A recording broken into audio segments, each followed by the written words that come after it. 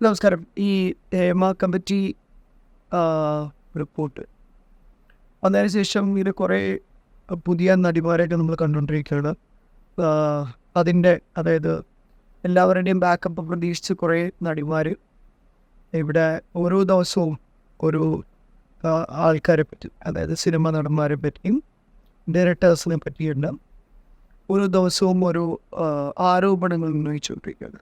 ഈ ആരോപണങ്ങൾ ഉന്നയിക്കുന്നതും തെറ്റുന്നുണ്ട്.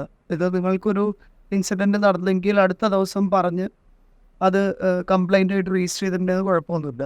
ഇത് കുറേ നാൾ കഴിഞ്ഞ് ഒരു 10-20 വർഷം കഴിഞ്ഞിട്ട്, അല്ലെങ്കിൽ 10-15 കൊല്ലം കഴിഞ്ഞിട്ട് ഒരു ദിവസം എൻ്റെ ചാൻസൊക്കെ നഷ്ടപ്പെട്ടു, കിടന്നു കൊടുത്താൽ എല്ലാവർക്കും ചാൻസ് കിട്ടും എന്നുള്ള രീതിയിൽ നിങ്ങൾ പറഞ്ഞു നടക്കുന്നത് ശരിയല്ല. അപ്പം നിങ്ങൾ ഈ പറഞ്ഞു നടക്കുമ്പോൾ ഈ മനസ്സിലാക്കണ്ടേ, ഇതുപോലുള്ള ഓർഗനൈസേഷനിൽ എല്ലാ നടികളും ഇതുപോലെയൊക്കെ തന്നെയാണോ, നിങ്ങൾ പറയുന്ന രീതിയിലാണോ ഈ സിനിമ ഓപ്പർച്യൂണിറ്റീസ് കിട്ടിക്കൊണ്ടിരിക്കുന്നതെന്ന് പറയേണ്ടി വരും. അതായത് നിങ്ങൾ കാടടച്ച് വെടിവെക്കുമ്പോൾ ഈ സപ്പോർട്ട് ചെയ്ത് ചിരിക്കുന്ന ആൾക്കാരോട് ചോദിക്കാനുള്ളൊരു കാര്യം വെച്ച് കഴിഞ്ഞാൽ, എല്ലാ സിനിമക്കാരും മോശമാണോ? അല്ലല്ലോ. എല്ലാ ഇൻഡസ്ട്രിയിലും അതേപോലെ മോശമുള്ള ആൾക്കാരുണ്ട്, നല്ലതായിട്ടുള്ള ആൾക്കാരുമുണ്ട്. അപ്പോൾ ഈ സിനിമ എന്ന് പറയുന്നത് ഒരു പോപ്പുലർ മീഡിയം ആയതുകൊണ്ട് അതിലുള്ള ആൾക്കാർ താറടിച്ച് കാണിക്കുമ്പോൾ കാണാൻ വേണ്ടിയിട്ടൊരു സുഖമുണ്ട് ആൾക്കാർക്ക്. അതായത് നമ്മളുടെ ഇവിടെ ഒരു നാട്ടിലൊരു പ്രവണതയുള്ളത് വിഷയമാണ്, നമ്മളൊരു പോസിറ്റീവ് കാര്യത്തിന് ഒരാളും അതിനെ എൻകറേജ് ചെയ്യുക. നെഗറ്റീവ് ആണോ അതിന് നല്ലോണം ഷെയർ ചെയ്യും, നല്ലോണം ഇത് ചെയ്യും. ഒരാൾക്കൊരു അവാർഡ് കിട്ടിയ ആരും അറിയില്ല. നേരെ കുറച്ച് ഒരാളെ പീഡിപ്പിച്ചു എന്നാണെങ്കിൽ ലോകം മുഴുവനും അറിയും. അവരെ കാണുമ്പോൾ രഹസ്യമായി ചിരിക്കുന്നു. ഈ ഒരു പ്രവണതയാണ്. പണ്ട് ഇതിനെ ഒന്നും മെയിൻ ചാനൽസ് ഇതുപോലെ വലിയ പ്രയോറിറ്റി കൊടുക്കില്ലായിരുന്നു. ഇപ്പം ന്യൂസില്ലാത്ത കാരണം തോന്നുന്നുണ്ട്.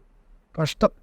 നിങ്ങളൊക്കെ എനിക്ക് ചാനലുകളോട് പറയാനുള്ളതെന്ന് വെച്ച് കഴിഞ്ഞാൽ, കുറച്ചും കൂടെയൊക്കെ ഒരു സെൻസിബിൾ ആയിട്ടുള്ള ന്യൂസിൻ്റെ പുറകെ പോവുക.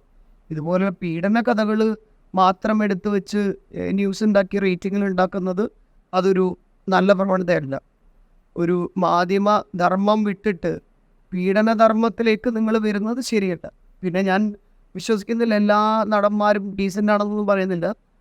പക്ഷേ ഇതിൻ്റെ അകത്ത് അവരുടെ കുടുംബവും അവരുടെ എല്ലാം നശിച്ചു പോകുന്ന കുറേ സാഹചര്യങ്ങളുണ്ട്. ഇതും കൂടെ നിങ്ങൾ കണക്കിലെടുക്കണം. ഇതുപോലെ ഒരു ന്യൂസ് ഇങ്ങനെ പബ്ലിക്കായിട്ട് ഇങ്ങനെ പറഞ്ഞ് ഓരോ ആൾക്കാരും നാറ്റിക്കുന്ന പരിപാടി നിർത്തുക പറ്റും.